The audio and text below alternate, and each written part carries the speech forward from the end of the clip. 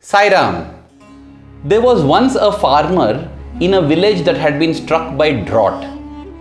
2 years had passed since it had rained, and all the other farmers had given up hope of ever being able to cultivate crops. But not this farmer. He would go to his field and keep digging every day. The other farmers came and told him, "What are you digging for? However deep a well you may dig, you will not find water because this is all barren ground." But the farmer did not lose heart. And then suddenly, one day, the rain gods smiled on the village. There was thunder, there was lightning, and there was a heavy downpour of rain. While all the other farmers' fields became marshes, this farmer's field gathered all the water, and the well that he had dug got filled up. Not from waters from below, but from waters from above. God's grace is like that. We don't know when it will pour and shower on us. But when it does pour and shower on us, are we ready to receive it? Every day, possibly we keep praying, "Swami, I want an experience. I want to share this with you. I want you in my life." Just imagine one day you open your front door and you find Swami standing there. Are you ready? Am I ready to receive Swami? And when Swami smiles at me and asks, "Bangaru, what do you want?" What will I ask? Brothers and sisters, at such a moment, we will ask only that for which we have been preparing all our life. Only when we dig the well of sadhana will we be able to hold the waters of grace. To inspire us as to what is it that we must ask, it would be lovely to go through the story of this cobbler from Bangalore.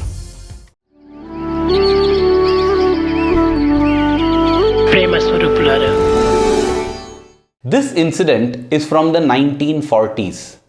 Swami had just begun to travel out of Puttaparthi, and one of the first cities that he blessed was the city of Bangalore. In Bangalore, he would stay at different devotees' homes, and all the other devotees would visit those homes to have darshan, enjoy bhajan, get an interview, and do their worship of Bhagwan. Once, Swami had visited a bungalow which was near the civil station.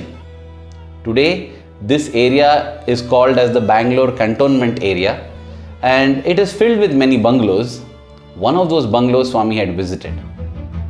Now, directly opposite to this bungalow was a cobbler who sat there stitching shoes and slippers of all the people who were passing by. He couldn't help but notice large crowds that were gathering at this bungalow. People were walking in and out with flowers, coconuts, incense sticks, all materials for worship. And he even overheard some of them speaking that Krishna has come here, Rama has come here, Sai Baba has come here. Now his heart longed to go and see this God. God is traveling, God is alive. I also want to have darshan of God. That was his sole yearning. So one day, he took courage, got up from his place. He was sitting on the pavement with all the shoes and leather objects around him. He got up, crossed the road, entered the gate. Very hesitantly, he walked to the main door of the house. He could hear that bhajans were going on. He slowly peeped into the house, and there at the other end of the hall, Swami was seated. His eyes fell on Swami.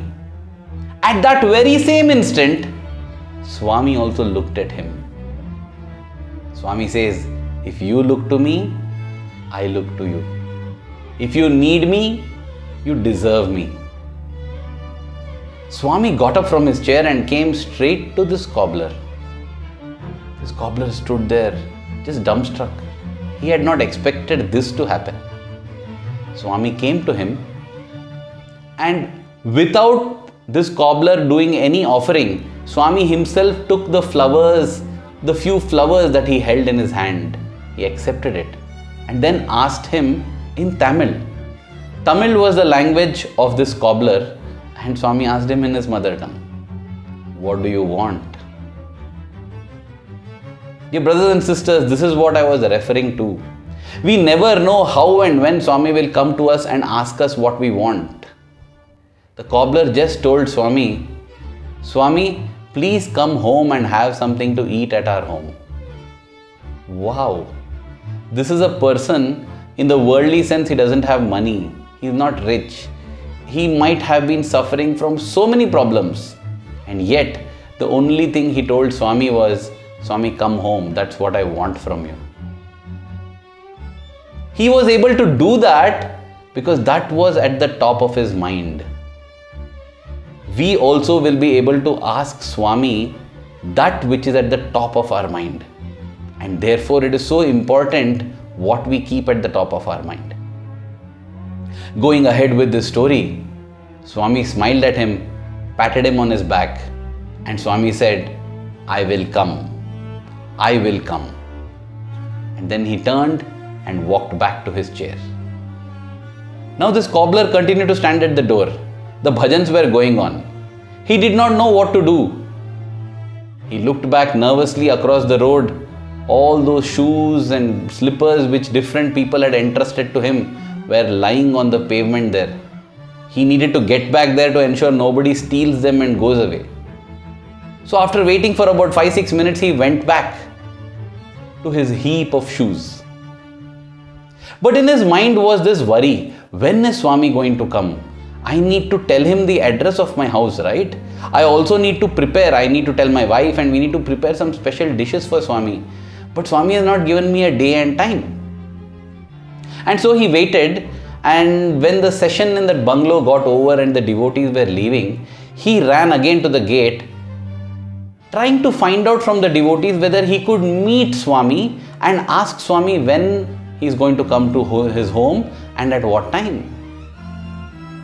But it was of no use. He was not able to meet Swami. They thought he was mad. Swami is going to come to your... What are you talking? You go. Swami will be in this bungalow, then Swami is going to that place, going to this place. They told him an itinerary which they thought Swami was going to follow. Crestfallen, the cobbler walked back.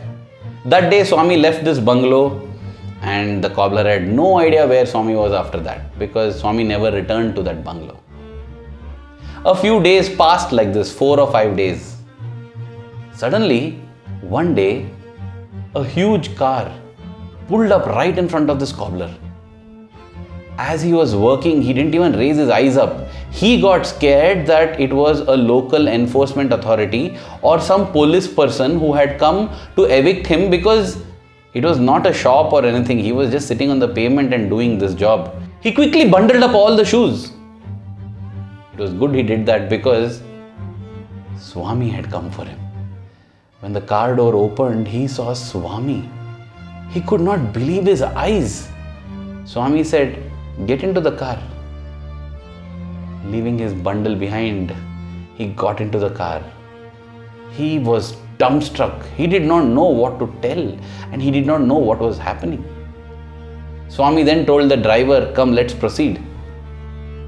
Swami began to direct, "Take a right here, take a left here, go straight." Went straight to the slum where this cobbler was staying. He wanted to give Swami the address. Once we give Swami residence in our heart, there is nothing else that need to be said to him. He will take over our life. Swami directed the car to exactly this cobbler's house, got down there and said, "Come, let's go in." The cobbler rushed in, told his wife, "Swami has come, Swami has come." Quickly they cleared a plank and put it near a wall and prayed to Swami, "Please sit down here." Swami waved his hand, materialized some sweets and gave it to the wife and the husband.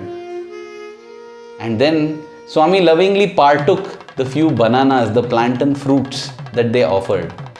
The cobbler and his wife were in tears. Swami bid them goodbye, received aarti, walked back to the car and left. Dear brothers and sisters, I don't know how many chances we will get in our life to ask from Swami what we want. But I know for sure that Swami will give each one of us at least one chance. He will come and ask us, Bangaru, what you want? At that point in time, dear brothers and sisters, let us know exactly what to ask. Let us ask for the right thing. Till that perfect time comes, we need to keep preparing for that. That is what Shabari did.